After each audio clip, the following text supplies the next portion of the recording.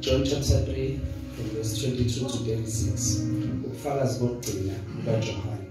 Ngasemva kwalokho uJesu weza nabafundi bakhe ezweni laseJudiya. Wahlala khona nabo wabhaphathiza.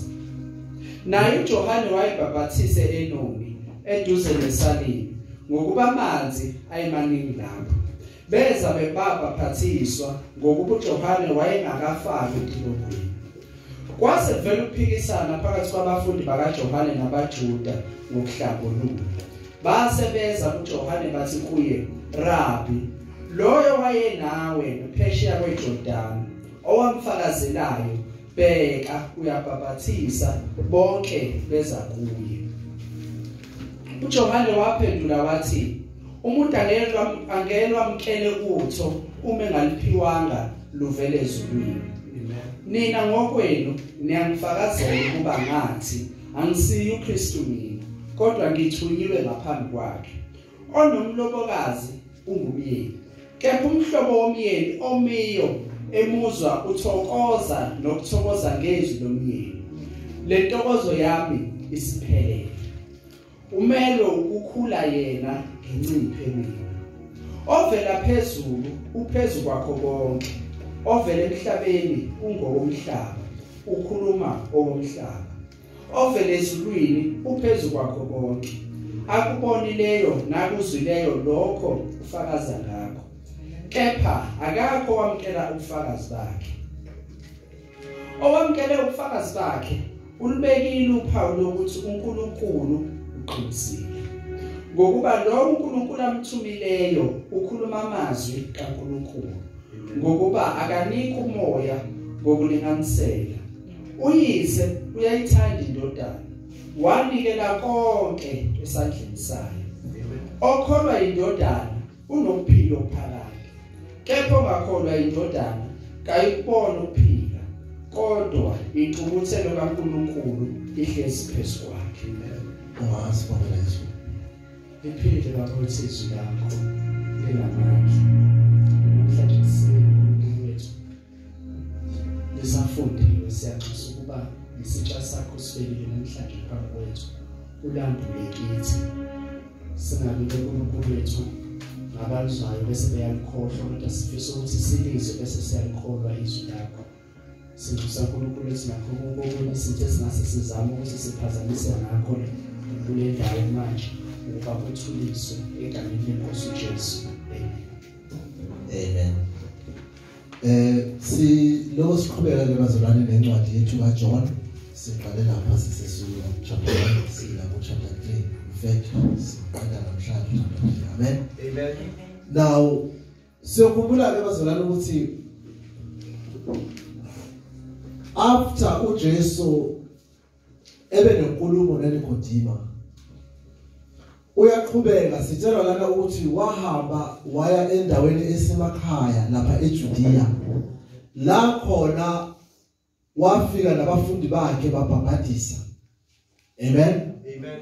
Now lokho kusitshela ukuthi uJesu Kristu eyinkosi yethu nomsindisi akaze abe nakho ukuphumula. Umsebenzi wakumele uqhubeke. Now siyokhumbula ukuthi before abe nenkulumo neNikodima wayekade elapha eJerusalem. Amen. La khona ekade eshumayela ivangeli, nakhona enza imanga nemangaliso. But we remember ukuthi sithi umehluko between abanye ababhali okanye laba ababhale ubufakazi bukaKristu, uJohn uhluke ngani ubona na uJohane. Uthi uJohane lezi imangaliso akasibizi ngemangaliso, kodwa uthini? Uthi ama signs. Amen. Amen. Now ngamanye amazwi uJesu ngesikhathi efundisa wayenikeza abantu nama signs. Lawo ma signs ayekhomba bethelwane. Ama signs ayekhomba umuso kaNkulunkulu. Meaning lamandla abantu bebebona, amandla abeveza inature noma umuso wezulu ukuthi unjani na. Amen. Now ngalesi sikhathi lithi uJesu uyaqhubeka uyafundisa, but this time sitshela ukuthi wayebhaphathisa nokubhaphathisa. Amen. Now Mase eqala ebhabhadisa because abantu abaningi bese bemlandela lo dumo lakhe eseqala eyaziwa kwabanye lokhu kwaphazamisa kanjani na now kwakunabafundi bekaJohn umbhabhadisi now kube nabafundi abakade beba kaJohn sebelandela uJesu Kristu amen now laba abakaJohn banokukhathazeka because babona uJesu esebhabhadisa kanti le ministry or le nkonzo yokubhabhadisa yayikade iyenzwa uJohn now babembona ebhabhadiswa lithi iBhayibheli abaningi baqala bashiya uJohn baya kubani kuJesu lento yenza ukuthi abafundi bakaJohn babe lento jealous or babone sengathi uJesu untshontsha iministry kaJohn now kuthiwa ngase kuba nenkulumo mpikiswano la but kunezinto ezintathu ezenzakalayo ezivezwa uJohn now meaning before siya lapho laba bagijima bayothula ireport bayocomplaina amen bayocomplaina kuJohn ukuthi uJesu useyabhabhadisa amen now before sifika lapho kuleyo complain I want us to sibheke izinto ezintathu ezaphuma kwimpendulo kaJohn into yokuqala ukuthi uNkulunkulu uJesu Kristu uphuma phezulu into yesibili ukuthi uJesu uphezulu kwakho konke into yesithathu ukuthi uJesu amen unomoya onikezana ngomoya onganamkhawulo haleluya now lezinto ezu3 ngifuna liseyithathe njengama point ethu namhlanje now sikhumbula ke ukuthi yena uJohn umbhali uqala usitshela ukuthi uJesu wayeseqaleni enobaba amen because ngifuna ukuthi masihamba sikhuluma ngalapho sikhumbule ukuthi konje iintroduction yencwadi layithini ithi ulizwi kwakuqala khona ulizwi enobaba amen enoNkulunkulu futhi eUnkulunkulu lithi ukuphila kwakukuye ukuphila kwakukukhanya kwezwe meaning if this Jesus is above all is it because Lord Jesus uphuma phezulu amen but asibe surprise uma uJohn ephezulu kanjalo ngoba vele uJohn umbhabhadisi ngoba uJohn umpostoli useqala wasinikeza isihloko esithi uJesu ulizwi elaligade linobaba ekuqaleni konke okadalwa kadalwa ngaye amen now ake sibukeni ke iphuzu lethu lokuqala la namhlanje elithi uJesu uphuma phezulu noma uJesu uphuma ezulwini amen now let us put it after this Jesus and his disciples went to Judea countryside and remained there with them and was baptizing. John also was baptizing at near Salim because water was plentiful there and people were coming being baptized. For John had not yet been put in prison. Amen. Now uJohane ubhizi uyabhabhadisa. No Jesu mayiqeda nje esuka ephasikeni eJerusalem uyaqhubeka nawe uyobhabhadisa kwenye iside but again we are told ukuthi ngokuba uJohn wayengakaboshwa ngalesi sikhathi maybe umbhalo usinikeza isithombe sokuthi at this time John was still free and now uJohn with freedom yakhe he was continue baptizing but there is another thing uJohn wayebhizi ayenza okuyiministry yakhe sizozwa masiqhubeka amen now asibheka into yokuqala ukuthi umsebenzi wawusaqhubeka now John at this time naye wayebhabhadisa lokho kusho ukuthini ngokubhabhadisa and uJesu naye mayibuya ukoshumayela uyaqhubeka uyabhabhadisa now namhlanje ibandla liyaqhubeka labhabhadisa amen because ibandla limele ukuthi liqhubeke lishumayele ivangeli but ibandla likhumbule ukuthi abakholwayo kuJesu Kristu njengendodana kumele babhabhadiswe egameni likabani likayihlo indodana nomoya oyingcwele now lithi nabo baqhubeka babhabhadisa still today ibandla kumele liqhubeke lenzani libhabhadise but not only ukubhabhadisa but nokufakaza ngoJesu Kristu oyinkosi nomsindisi.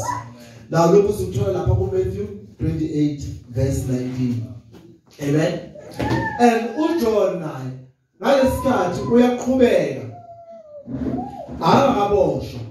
Now ngiyakhumbula ukuthi immediately what John did was uma ebona uJesu wakhomba uJesu wathi nansi imvana esusa izono. Now after that uJesu wavela kuyena uJohn wambhabhatisa. Amen. uJohn wayeqhubeka embhabhatisa. uJesu waqhubeka wahamba wayenza eminye imisebenzi. But this time sizwa ukuthiwa uJohn naye wayesaqhubeka embhabhatisa. But irole yakaJohn yayisezoza ngasekupheleni. That is why umbhalo ethi at this time uJohn angakaboshwa. Meaning in ministry yakaJohn was very short because uJohn wayezoboshwa soon. Now uJohn mayiboshwa, then what happened to the ministry? That is the challenge that we have. Amen. Because we are told ukuthi uJohn uyena wafika kuqala wathi abantu abaphenduka. But now umbhalo uthi uJohn wayengakaboshwa. Okusitshela ukuthi soon uJohn wayezoboshwa. That is the problem in itself. Amen. Not at all. Not at all. Asiqhubekele size ukuthi wayenzakalani. Now discussion arose between some of John's disciples and a Jew over a purification. Now inkulumo iyaqala. Abafundi bakaJohn ba-attenda abafundi bakaJesu. Meaning banokhathazeka ukuthi kungani uJesu ebhabhatisa. Because lenkonzo yokubhabhatisa inkonzo kaJohane. Uyena oqhamuke kuqala wabhabhatisa. Amen. Now, why would there confusion to some of amaJuda who were not sure ukuthi some bebesele nokusola ukuthi uJohane kungenzeka ukuthi uyena uKristu. But siyokhumbula ukuthi uJohane wayesevele ephile lokuthi akayena uKristu. Amen. But labazolwana ukuthi ba-challenge laba bathi kungani, and then ukuthi mabe mandelisekile ile nkume ephuzana bahamba baya kuJohn. Now asizweni mayifika kuJohn bathini izinto ezu4 abazishoyo. Amen. Eyokuqala bathi kuJohn loyo, amen, okade enawe. Amen. Esibili into besho bathi lo wena owathula ubufakazi ngaye. Amen. Esathu bathi uyabhabhatisa. Amen. Abakhumbuleni lawo. But elokugcina ekuyilona elibalekile bathi bonke abantu sebelandela yena. Amen. That's into ekhathaza abafundi bakaJohn. Mfundisi usikhombe kule ndoda wayibhabhatisa. Now le ndoda le kade inawe ekade yumngane wakho isethatha abantu bakho iyababhabhatisa. Bacomplain kanjani? Amen. Amen. Now it is many times nasebandleni kunjalo. Ababandla abaningi they misunderstand inkonzo. Uma kungakaba nomsifundo la ethi ufuna ukuba umfundisi wahamba wabelitende la ibandla leli lixabana nayo. Why? The gospel must go on. Usifundo kumele ahambe. Amen. But abandleni sebekhombana ngemino no kade umshumayeza umfundisa usehambe nabanye abazalwane. It's okay. Amen. It's okay. Ayithi siyakhumbula ukuthi naye uJohn abafundi bamlandela. Amen. Abafundi bakaJohn balandela uJesu. And asibuza uJohn ecomplain. In fact uyena obakhombisa uJesu. Namhlanje sivukela uhlobo labazalwane abebandla lami. Yeah. Abazalwane today kuthiwa they must go and preach the gospel. But they don't go, they stay in their church and they invite people to come to my church. We are not called to call people to our churches. Amen. We are called to teach people and then they must go back so that evangeli lizofika ekugcineni kweze njengoba uJesu Kristu eshilo. But they complain bathi phela abantu bonke baya kuyena. Amen. Not knowing something. Amen. namhlanje usitela hey yazi mfundisi usifundo ubonakele bekitende lapha. In fact ngizombiza nje isifundo uzoqala itende hayi ufuna sisize manje. Amen. Hayi ukuthi usifundo uhamba nabantu bami. No, abantu abaKristu. Amen. Bazalwane abantu la asiziwakhe empire. Amen. Ibandla bazalwane lifana ne-scrapyard. Imoto ziyangena ziyakhanda ziyaphuma ziyenza umsebenzi wazo. Amen. So we must understand that ukuthi ubethini uJesu Kristu encwadini yaMateyu uverse 28 ubathi go ye therefore and make disciples. If bekhola bapaphatisene egameni likaBaba, egameni likaNdodana, egameni likaMoya Engcwele. Now notice again, he does not say uma bekhola bapaphatise egameni amagameni enu. Akekho baphathiswa ngegama likaSibuza, okay? Amen. Sonke sibaphathiswa ngegama likaJesu. That is why abazalwane baseKorinte kuthiwa nabo baxabana. Uma bexabana omunye uthi mina ngwakaPaul, omunye uthi mina ngwakaApollos, omunye uthi hayi mina ngwakaPeter uSephas. Kuthiwa uPaul uthi no, stop it. Amen. Amen. Nibaphathiswa ngegama likaPaul noma likaPeter noma likaApollos. Amen. If that is the case, then why are you fighting amongst men? Now, none of our food, when it's not uqonda, uthwa befika kuJohn bathi lo okade enawe, lo owathula ubufakazi ngaye uyabhabhadisa. In fact, abantu bonke bayakuyena. Amen. Bazalwane, we must all go to Jesus. We don't go wrong. We are not here. I don't vakashelanga bazalwane. Amen. Umwana wami nawe uvakashele ngale sithando bekhona engivakashele namhlanje uze enkonzweni. Amen. Umfundisi bayanga ukwamvakashela naye week ago. Sahlala lana hayi kwamnandi namhlanje uze kuJesu enkonzweni. So bazalwane, we must understand the purpose of the church is to send abantu kubani kuKristu. Umsebenzi wethu bazalwane akuwona ukwandisa ihlalo. We will be happy. Uma ehlalo zibaningi bazalwane. Mina I'm going to be happy ukuthi ngizosenda abantu abaningi away. Amen. Uma zincane ngiyastress ukuthi ngizosenda abantu abancane manje entsimini. Bazibaningi ngijabula ukuthi I got millions and these millions ngizobasenda eSouth Korea, ngibasende eIndia, abanye basebenza bazalwane bashumele ivangeli. Amen. We are not called I come to my church. We are called to say, let's go and preach the gospel. Now listen to this. The Bible literally, as soon as uJesu eqeda eJerusalem, yena nabafundi bakhe baphuma baye eJudea endaweni esemakhaya. Then they didn't stay here, but no, because abantu sebasilandela la siqaleni. But Jesus said, let's go and bafika eJudea bashumayela ivangeli. Abakholwa ukuthi wenza njani? Babhaphathiswa. Amen. So the church is called to baptize. What is another thing guys say? Amen. Now lama report out too as a corner, as a shield. Now asizo ukuthi uJohn will respond kanjani kulaba complaints kulabazalwane. John answered, a person cannot receive even one thing unless it is given to him from heaven. Amen. Mfundisi uthatha abantu bakho uyantshontsha. In fact we accuse.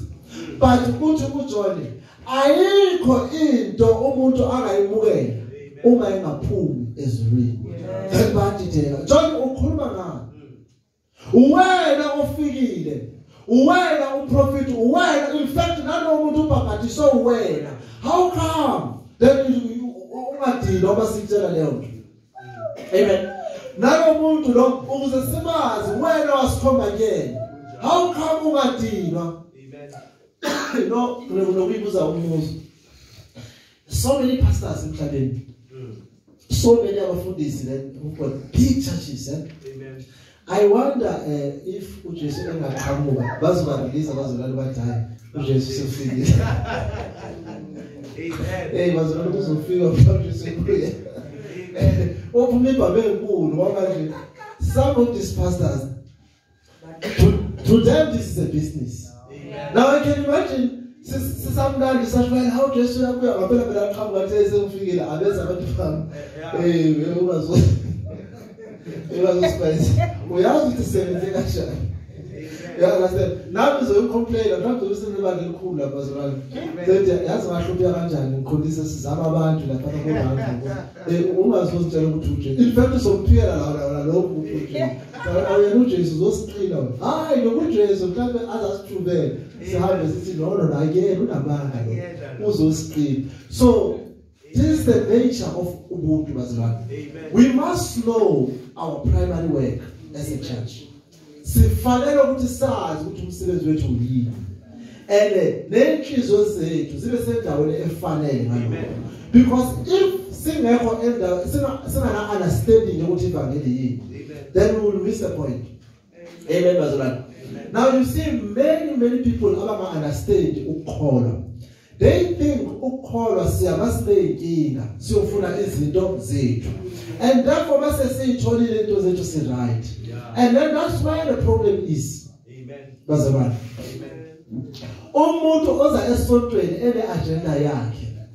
He will fail to understand the agenda yamaZulu. Amen. Umuntu eza esontweni ebheke into zakhe. He will fail to understand ukuthi impilo ngikaJesu Kristu. Amen. Umuntu oza esontweni ene understanding yokuthi yena usebenzela ekhaya. Then he will have a problem mayithola ukuthi kwaleli khaya beza ngekhaya kulona ikhaya lakhe. But in our Christo we know that is why masithola sithi eyethu indaba ayiphelile. Iphelela emaphakathi. Now that is why you see many people are suffering. They don't understand Christ. That is why many are running away from the church because you know thina sinabantu. And the last phuma khona the only time siyothandaza emsamo yima izinto zingahambi kahle. And now mawuza enkonzweni sithandaza noma izinto zihamba kahle and then bathandazela is because siyazi ukuthi indaba iphelile. Now uzumuntu ade sihambela nala beqale banenkinga ukuthi ngisawuhlaba how ungahlabe ngalo khona lo. Is because ufuna into yakhe. Uhlaba ngoba ufuna ukulungisa into yakhe. But abantu abane understanding ukuthi kwaleyo mpilo esiphilayo kaNkulunkulu they live their life for God. Amen. And they don't even complain about izinto zingahambi kahle. But laba ba complain abathi bheka even abantu bayahamba. Abakabani abantu. Ba umnikazi wabo. But they didn't know. Amen. And that is why today you will have a report ukuthi umfundisi athile. Yabona lelabantu laswisa le. Abazalwane bonke bayana phaya. Is because uclaim ukuthi abantu abakhe. That is the problem. Amen. And uthola ukuthi labazalwane sebedlile leso sifundiso sibesidile ukuthi no abantu abebandla lethu. Anginabandla bazalwane. Ibandla likaKristu. Uthi umpostoli Paul lapha ku-Acts uthi nakekelani izimvu zikaKristu. Amen. Ngokuba uKristu uyena yedwa owaliqala leli bandla negazi lakhe. Ayikho indoda eyake yafa efela abazalwane. uKristu yedwa ofa efela abantu. Uma ekhona wafa wathi ngifela abantu then ngicela umkhombisele sihambe siyomkhonza. Amen. No, ngoba angibaziyo mina abakhona bagadwa ngebhame enkulu ukuze bona bangafi. In fact ungabona kufe labo baseceleni yena aphile. But the only person owathi kufanele kufa abantu wavolunteer wathi akufe mina uKristu kuphela. Amen. Therefore kumele siye kuKristu because abantu abakaKristu ngoba igazi elakuthethelwa labantu elikaKristu hayi likaSibanibani ngibabiza ngamagama. Yebo uzothi siyakhonza ukhonza abantu kaSibanibani. uSibanibani uyahamba kade ngebhame enkulu bona bayihambele nje. Ngafika iphara ngifike babami baphutha amafoni. Baleke iphara hana ndaba nogadiwe. Amen. In fact mase kuqhamuka abanye abaphethe ibhame enkulu bezodubula laba abaphethe ibhame bangabe bafe bevikela lo aqede lapha ahlala lapha ngiyinkosi. Amen. But you see usuke right uyinkosi. That is why uJesu bayiphambi kwaPilato athi ubukhosi babe abufani nabalomhlaba. Amakhosi alomhlaba ayahamba agadwe but mina I go yokufela abantu bami. So that abantu babazothi ngegazi lakhe sasindiswa. Amen. Nawo labazalwane bayakhalaza bathi labo. Amen. Bathi abazalwane abantu bayamlandela ngobuningi. In fact bayakhathazeka. But uJohn uthi akukho ongakutholanga ongakutholi phezulu. Ayikho into umuntu angayithola uma engaphumi kubazalwane engaphumi phezulu. And then uzoqhubeka uthi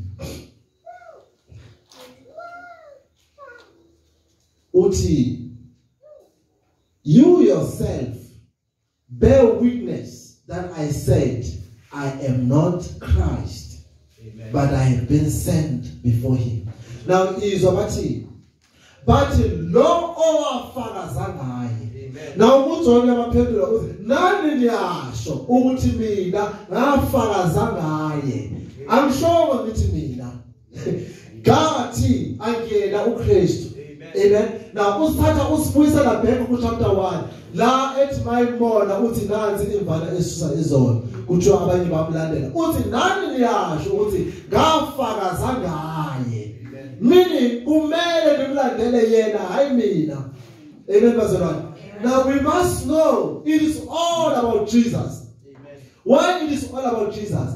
Because Jesus is from above. Amen. uJesu kusho ukuthini ukuthi uJesu uphuma phezulu emazulwini? Let's hear. I am not Christ, but I have been sent before him. The one who has a bride is the bridegroom. The friend of the bridegroom who stand and hear him rejoice greatly at the bridegroom. Another illustration of umshado. I said it last week. I don't know how many illustrations everybody is doing umshado. Uthi umakoti amembazalwane uya kumyeni and abahlobo bamyeni bayathokoza uma bezwa amen ivoice kamyeni ngobani bazalwane. Now meaning lana uJesu umyeni ibandla lomakoti. Amen. Now ibandla lifanele liye kumyeni walo bese kuthi ihlobo zikamyeni bazibona umakoti eya kumyeni walo ziyajabula. Amen. Meaning uJohn uthi into emthokozisayo ile edina abafundi bakhe. Leni na elizocomplaina ngayo kahle kahle mina John yamjabulisa uma abantu beya kumnikazi wabo. Amen. Now uma abafundisi bedinwa ukuthi abanye bahamba bakhonza kwenye indawo uJohn uyajabula ukuthi hey glory be to God abafundisi baningi. It is different bazalwane. Abafundisi ethi hey ngluza abazalwane babulela tende umfundisi onoNkulunkulu uyajabula ukuthi sebekhona abanye abafundisi. Now kusho ukuthi ibhangeli liyakhulu. Now as abazalwane we must be excited ukuthi ibandla liyakhulu. uKristu uyabuza. Amen. Sibandla kumele sibe excited ukuthi ibandla liyakhula. He must increase but I must decrease. Amen. uJesu kumele aphakame kodwa mina John ngiyehle. Now understand nina nizokhala nikhalela into right. In fact nami ngiyajabula ngoba uJesu kumele aphakame so that mina ngithobe mawusiyokhumbula ukuthi uma evala inkulumo yakhe noNikodima uthi sesifikile isikhathi ukuze njengenyoka yethu seyaphakamiswa ihlala kanjalo lendodana yomuntu imele ukuphakanyiswa. Amen. Now mini bazalwane if inyoka yethu siyaphezulu abantu babaphansi babheka kuyona ukuze inona lo asinde. Amen. uJesu kumele ukuphakanyiswa. uJesu umele aphakame but thina senza njani bazalwane siyathoba. Amen. Uma umzalwane ubizele intobeko nayo always say bazalwane there is a challenge ekhona emhlabeni. Ngilalela izifundiso zakithi bamanyanga zakaZulu. Amen. Nami ngumZulu for some reason. You see imfundiso lezi kuthiwa omunye usomahlaya wakwayenza le nto ngihleka kanje ku-TV. Umsuku kodwa angimtshela ukuthi angezi ngalawo manje. Impilo yakhe isengcupheni. Wa izinto ayisho. Uthi mawufika kaZulu amaZulu athi insizwa belibonakala insizwa belibasho ngezwe enkulu lafu. insizwa vele ihambele phezulu uthi babethatha isiginci begibela estage usho ngezwe uthanda awujalela sando sakho now ukhontradiktha lento kade efundisa insizwa enamandla insizwa vele ibonakala vele phezulu beqhamuka bayithatha isiginci awujalela sando sakho and that is guy Belekila ngibabase sasesikoleni eGoli uthi umuntu umbheke awujele wena uye eKZN indaba eKZN ibhabana nowenda lethi kanjani uthi thina siyazi ukuthi abantu besifazane ibona abashayisa oqala nefirst band kodwa eKZN is the other way around athi ufitha ingane zoma ukhona ubaba oshangeze umncane omama besekela ngebhizi lehlukile so bazalwane angizize ngomzulu so nibathi ngamaZulu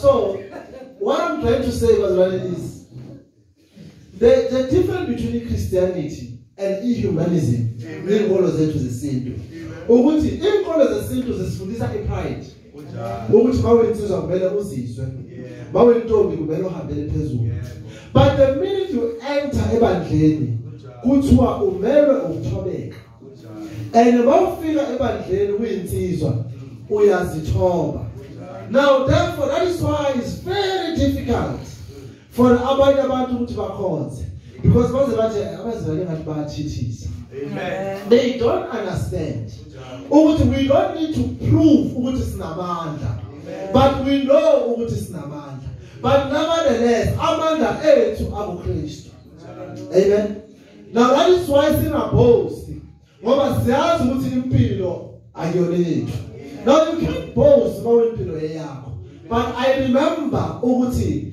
one friend said there is no one akekho umuntu who can survive forever in war. That means if we go to war, everybody knows who I may die.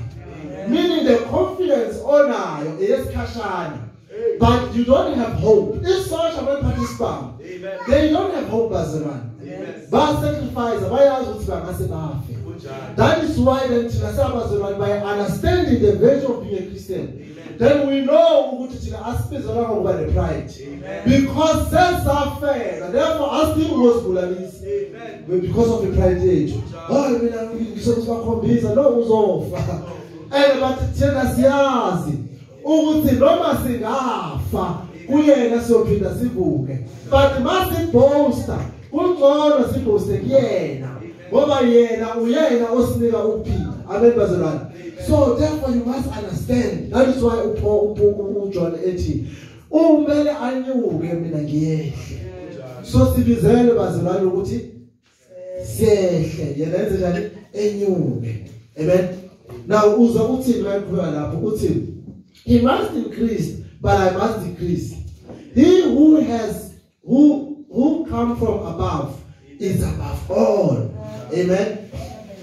Uthi but I like the verse in the Uti, and hear him. I rejoice greatly at the bridegroom. Therefore, this joy of mine is now complete. Uti lentokozo yami iyapheleliswa. Ethenena anyuke mina ngiyehle. Now bazalwane ayikho into emnandi njengokwazi uKristu. You know mawune inkinga usafana ngaphakathi. Uthi you know what? Even ngihlupheka but ngiya reduce because ngiyazi ukuthi uJesu ungaphezulu kwakho. uJesu uphuma phezulu bazalwane. But izwa now point number 2. Jesus is above all. uJesu ungaphezulu kwakho konke. Ayikho into enikeza umzelwane intokozo uma eyazi ukuthi noma zinganginetha noma ngingahlupheka but inkosi engiphethe ingaphezulu kwakho konke. Usho njalo uJohn uthi even if I can suffer uthi noma ngaze ngifike emgodini uthi umzimba wami uze udliwe izibubu uthi bathi ngiyazi umhlengi wami uyaphila and ngelinye ilanga ngizombona ngamehlo kanjani John ngoba usofakaze wena wathi umzimba uyodliwa izibungu but uJohn uma ephuzile lokuthi unamandla even ukudlula ukufa uyazi kanjani because naye wafa waphinde wavuka amen so therefore bazalwane uthi noma ngabe iJerusalem aselidestroyiwe seliwile sesisele demwali kodwa siyazi ukuthi umhlengi wethu uyaphila and ngelinye ilanga uyakulivusa. That is why uJesu naye uma ebona iThempele bathi phela le Thempele likhulu uthini ngalo uthi nina nisiqonde lezinto alikho izwe eliyaba phezukweni but when you down usethi lidestroyeni but eyinsuku neyintathu ngiyakulivusa because why usho njalo uthi because I am above all unjalo amen ngokuba mina ngiphezulu kwakho konke amen uJesu ungaphezulu kwakho konke. Now abantu babele bathokoziswe yilokho ukuthi uJesu uyaphakama bona bese behla ngokuba yena ungaphezulu kwakho konke. And again uNikodima i-conversation yakhe isho njalo lapha ku verse 11 ngicela ufundele ku verse 11 khona uhlala eThempelini. Ngiqinisile ngithi kuwe sikhuluma esikwaziyo sifakaza lesikubonileyo. Amen. Why I'm reading this verse, you will notice. Uti, he who comes from above, from heaven is above all. He bear witness to what he has seen and what he has heard. Amen. You know, I always imagine, I mean, if you can go to a history, Martin Luther the King, but it always worries me. None of them was Amen. Amen. But you see, John, that's the difference with Jesus. He comes from above. Unlike Tina. So it is better therefore to trust the Lord but then we can trust about that is and then they die and they don't come back. Amen.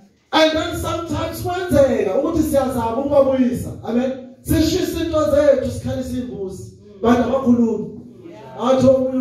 no, I do not like amen ukukhuluma nabantu abangasekho. Amen. Why? Because they say nothing. Amen. They say nothing. Nobody will come back and tell you anything.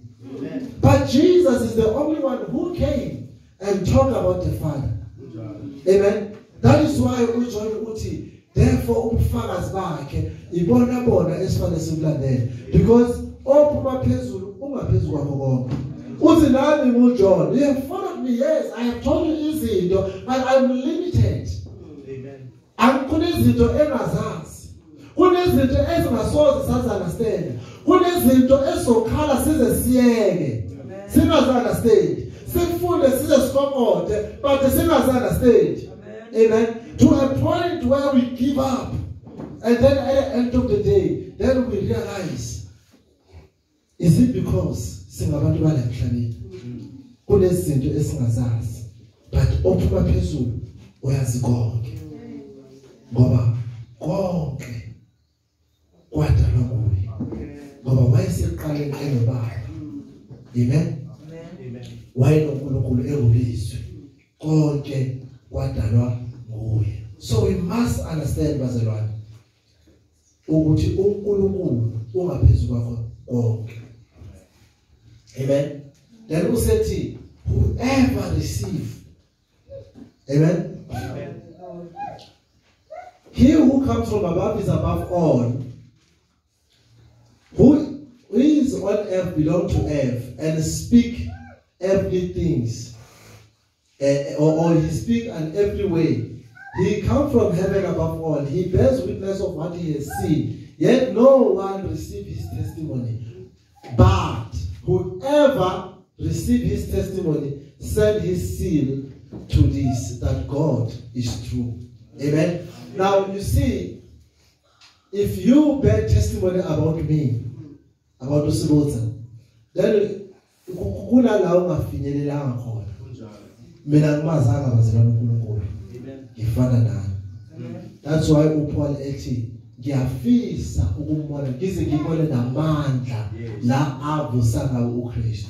Kusho umuntu oseshumayela iphangile elikhulu kangaka, but akamazi uyafisa ukumazi ukuze abone lamandla avusa indodana ekufeni. Now mina bazalwane nami ngiyafisa njengane ukumazi. Amen. But I bear testimony ngalo omaziyo uJesu Kristu. Uthi uApostle Paul then okholwa kuye therefore usenze isivumelano noBaba. Ngamanye amazwi useyamukela ukuthi uNkulunkulu uliqiniso. God is true.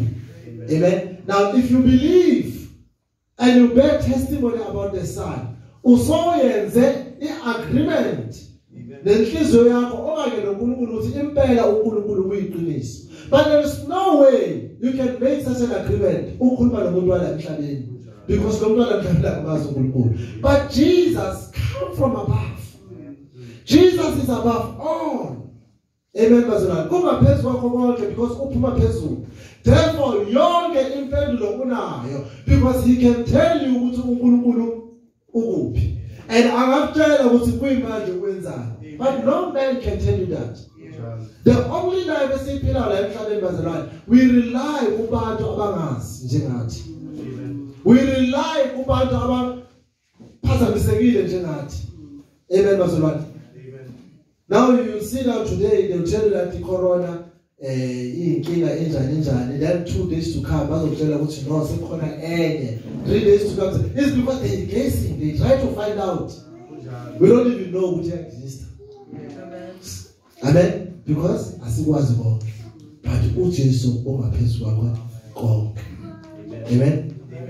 But omukelayo usenze isivumelano sokuthi uNkulunkulu uliqiniso. Amen. uNkulunkulu uliqiniso.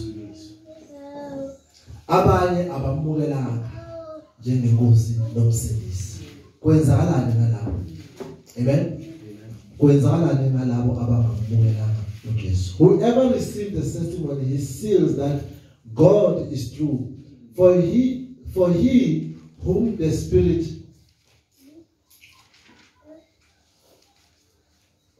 For he gives the Spirit without measure. Amen. God is true. He is above all. Unikeza the Spirit without measure. Tell us to John 6:27.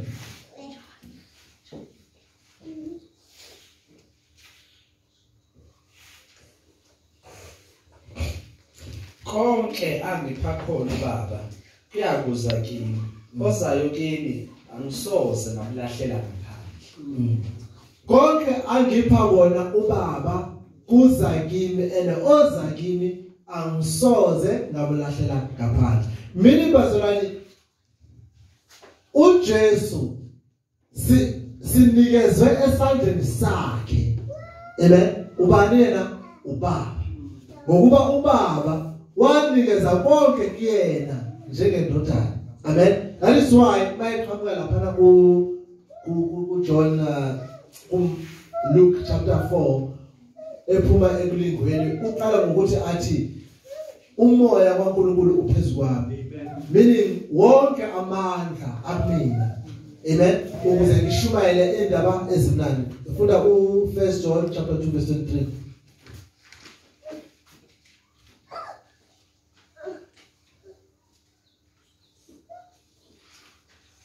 Yilowo nalowo ophika indodana akanaye uyise. Ovuma indodana unaye uyise. Amen. Ophika indodana akanaye uyise, kodwa oyivumayo unayo uyise. That is why kuthiwa uma uvuma ukholwa kuJesu Kristu ukuthi uyinkosi nomsindisi, usofakazile ukuthi uNkulunkulu uyiqiniso. Therefore uNkulunkulu ukuwe. Amen. Ngokuba uvumile ukuthi uNkulunkulu uyiqiniso and therefore ubuye. But notice, only if you believe Jesus Christ. Now, this is a choice of all the moms around 3 years. Do you believe any indoor yakasibanibani, or you believe lo ophuma emazulwini na? Amen. Do you believe ukuthi because nami bazalwane ngaba philosopher mangifunda ngiyakitende nami lapha ngitshela abantu into ethize, but we all know ukuthi akubanga hlekho. So kuzoba kunika ukuthi because I don't know, sometimes you know ukuthi abantu abekho deceived because they are deceived. They just chose to be deceived. Amen. They really choose because kunezinto ezi obvious. Amen. Oyibonayo ukuthi hayi usibanibani lo yamazi. Umanyanga lo. Yamazi umngane wami sasihlangana nje. Hawu seqhamba lapha usenkulunkulu zifaye umkhothamele. Uyazi umanyanga engayazi. Amen. Amen bazalwane. Into engihlanganisa naye ukuthi sifakaza ngento eyodwa ukuthi uNkulunkulu unkulu iqiniso. And sonke siyavumelana ukuthi uJesu uyindodana kaNkulunkulu. Amen. And ngokwenza njalo sesifakazile ukuthi uNkulunkulu ukithi. Amen. So therefore, that's why uJohn ethi if umuntu ethi uNkulunkulu akekho, then it's because uNkulunkulu akekho kuyena. Amen. Yebazalwane.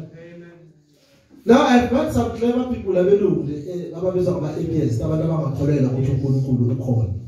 So no, there's no such thing God. Yes, why? No, because akukho ubufakazi but ngithi mina but unobufakazi ukuthi you live and you die. And unobufakazi ukuthi ziningi izinto esingazazi ukuthi ziphuma. Amen. Amen. Sinaqalaza uzibona sibheke izinto esizenzile but zilimited. Kunezinto esibayibheka sibone ukuthi no khona wazenza. And if uthi khona wazenza, meaning there is amandla ayenza lezi zinto.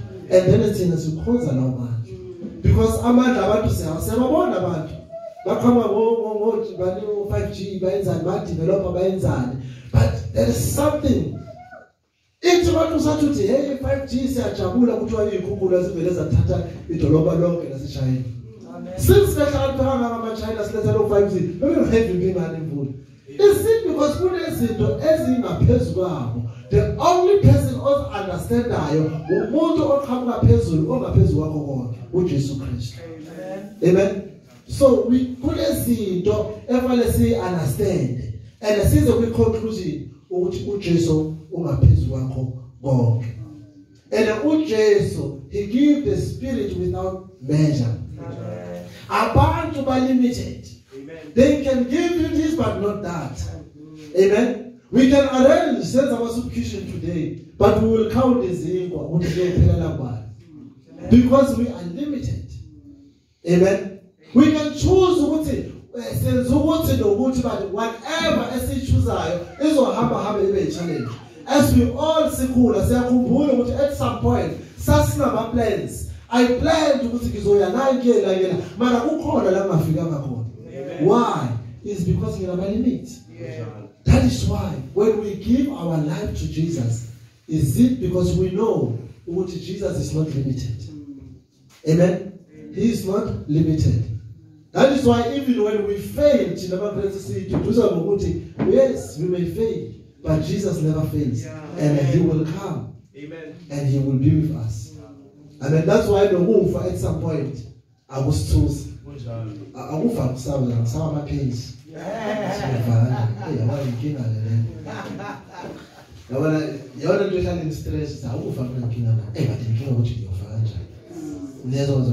So a Christian must never be afraid of Ufa, because still as Ufa it stops relaxation. For the Father loved the Son and giving all things unto his hand. Whoever believes in the Son, has eternal life. No more movie or kolela windodana unokuphila okuphakathi. Amen. Why? Elokuphila okuphakathi. Because uJohn khumbulani chapter 1 uthi ngokuba kuye kwakunokuphila.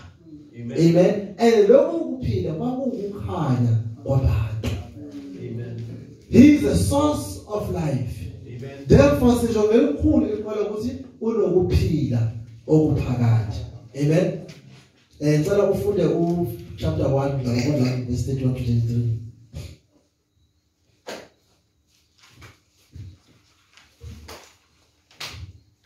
Nami bengingamazi kodwa ukuze abonakaliswe kuIsrayeli ngalokho ngizile kubhaphathisa ngamanzi. uJohane wafakaza wathi ngibonile umoya ehlezulwe njengejuba kwahlala phezukwakhe. Nami bengingamazi kodwa owangithuma ukubhaphathisa ngamanzi wathi kimi lowo oyakubona umoya ahlale phezukwakhe nguyena obhaphathisa ngomoya ongcwele. Amen.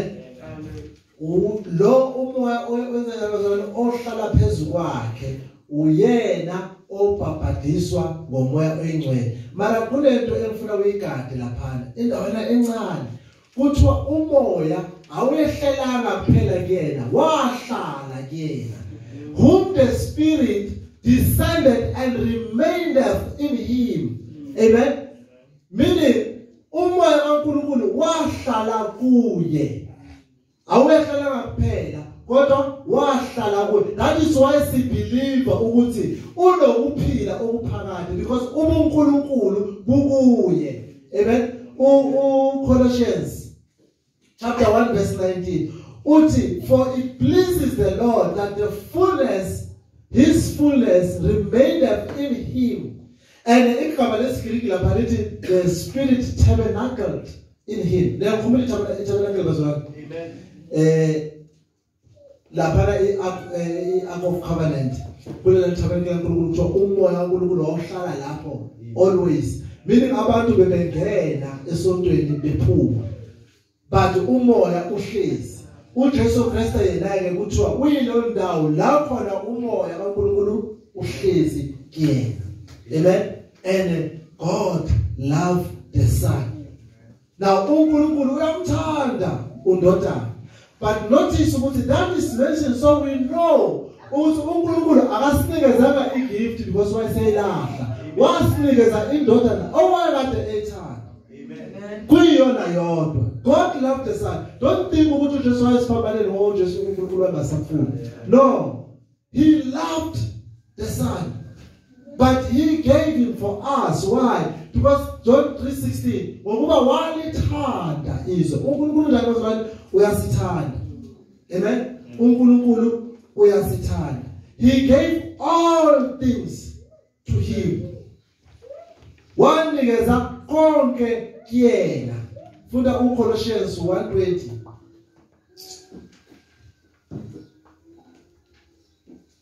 Wanikeza konke kuyena. Ngokuba kwaba kuhle kuyo ukugcwala konke kuhlale kuyo nokuba ngayo abuyisane nakho konke esenzile ukuthula ngegazi lesiphambano sayo. Yebo ngayo nokuba kuyizinto ezisemhlabeni nokuba ngezisezulwini. Ngokuba aze ayenze ukuthula ngaye ngegazi lesiphambano sakhe konke kwakukuhle uNkulunkulu ukuthi anikele konke kuye ukuze yena ayenze njalo bazalwane ayenze ukuthula phakathi kwethu noNkulunkulu. Why bazalwane? Because he loved us. Amen. Because he loved us. Amen. So that is why we simelwe ukuthi sikholelwe kuyindodana. But lithi iBhayibheli ngakho ke wonke umuntu okholwayo uzoba naloku kuphila okuphakathi. But the last dangerous thing bazalwane into enzima ke ethi whoever does not obey the Son shall not see life but the wrath of God remaineth of him. As the Spirit of the Lord remaineth in Jesus, Tina, the wrath of God remaineth in us. Amen. That's the difference bazalwane.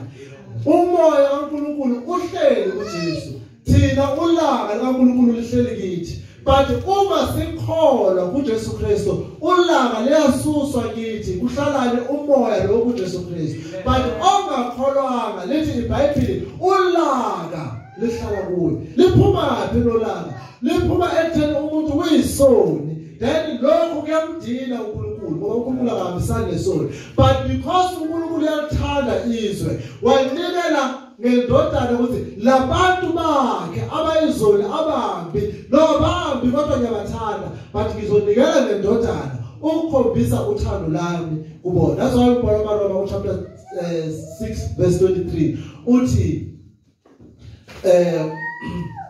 awufune uRomans chapter 6 verse 23 chapter 5 for when we were sinners God shows in uNkulunkulu waveza uthando lakhe kithi ngalokho sizoni uJesu wasifela. Amen bazalwane.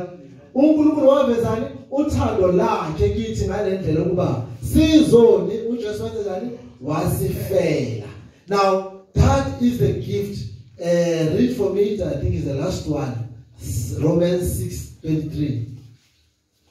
Ngokuba inkokhelo yesono ingukufa. Kepha isipho somusa sikaNkulunkulu singukuphila okuphakade kuKristu Jesu inkosi yethu. Ngokuba inkokhelo yesono ukufa, but isipho, amen bazalwane, isipho siyini? Sukuphila okuphakade ngaye uJesu Kristu owasifela. Amen. Now in conclusion bazalwane, there are always izindlela esingabuka ngalo evangeli. But today bengifuna sibe nalokho ke emqondweni ukuthi uJesu ungaphezulu kwakho konke. Amen. uJesu uphuma phezulu. uJesu unomoya onganamkhawulo. Amen bazalwane. And then uJesu unikela ngokuphila okuphakade. Njengoba iBhayibheli lisho ukuthi sanikezwa isipho ngaye uJesu Kristu, isipho sokuphila okuphakade. Ngoba thina sasifanele ukufa. But there is one thing ekufanele uyibambelele. Some of you, I don't know ukuthi uvuke unani namhlanje. I don't know ukuthi uchallenge yini namhlanje, but ngizothi kuwena uJesu ungaphezulu kwazo zonke inkinga zakho. Angazi ukuthi kusasa njoba ula uzobhekana nani yini le stress awuthi Nkosi yami sasa ngiyobhekana naloyo but ngithi uJesu ungaphezulu kwayo. Kukhona ngenzeka ukuthi mawungena nje emsebenzini sasa kunale belele ethi mawuyibona lalela uJesu ungaphezulu kwayo leyo belele. Kungenzeka ukuthi mhlawumbe inkinga isendlini kwakho mawungena nje lo baba la uJesu ungaphezulu kwayo leyo ndoda. Amen bazalwane. Kungenzeka kunengane yakhe ehluphayo awazi ukuthi awuyimanje ibheka kuphi yothi mayifika ntamba mizontshontshana ngithi uJesu ungaphezulu kwaso leso simo. Amen bazalwane. Jesus is above all. Amen bazalwane. uJesu ungaphezulu kwakho konke. Remember bazalwane ukuthi sasinjani singakakhona. Umuntu athi hayi no, I have tried it all, I have worked hard, but kunalento ayihlangani. uJesu angayihlanganisa depend ukuthi wena uyakholwa yini.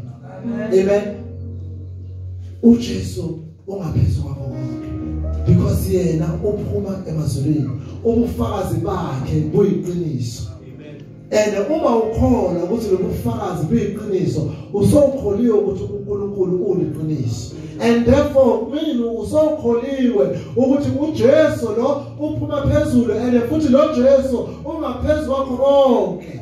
Unayo yonke into engiyidingayo. No mfundisi, I have been trying, I have ngaba nemali. Now believe me bakhona abanemali, abanenkinga ewesi ukudlula yami. Now bonke bathela the very same thing. Jesus is above all. And maybe you have never had a friend on the money. On the money, I don't get a money. You call this family. I've got millions, but I've got a challenge. I remember one of the testimony. One brother who white driver in Ferrari and we were closing. Who to one figure wedding a bank. My figure.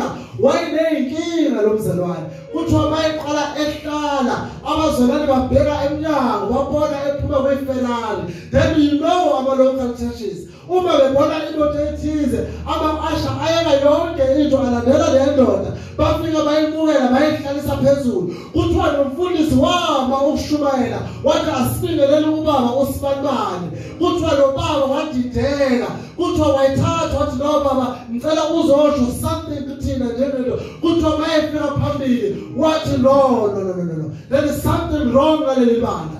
I I came here ngineyinkinga inkinga yami bengizofuna izwi mangifika la phakathi ngithembeni ngoba ngizwile nikhuluma noJesu why ninikeza mina imayiki because anginayo lento oh Jesus have it all and the reason I came here I wanted to hear you talking about Jesus because mina anginayo Jesu because why athi ngizwile noJesu ukuthi ungaphezulu kwakho konke but why usho njalo ukuthi I have got Ferrari uthi I got a beautiful house eSantini uthi but I got a problem. That is why I realize that money cannot solve my problem but I want Jesus. Why? He is above all. Amen, Pastor. So you must know if you think inkinga yakho iwes wait until uzwa inkinga zabanye but uthi umpostoli Paul sithembe yona lento ukuthi oqalele umsebenzi wakhe uzabuletha ecaleni.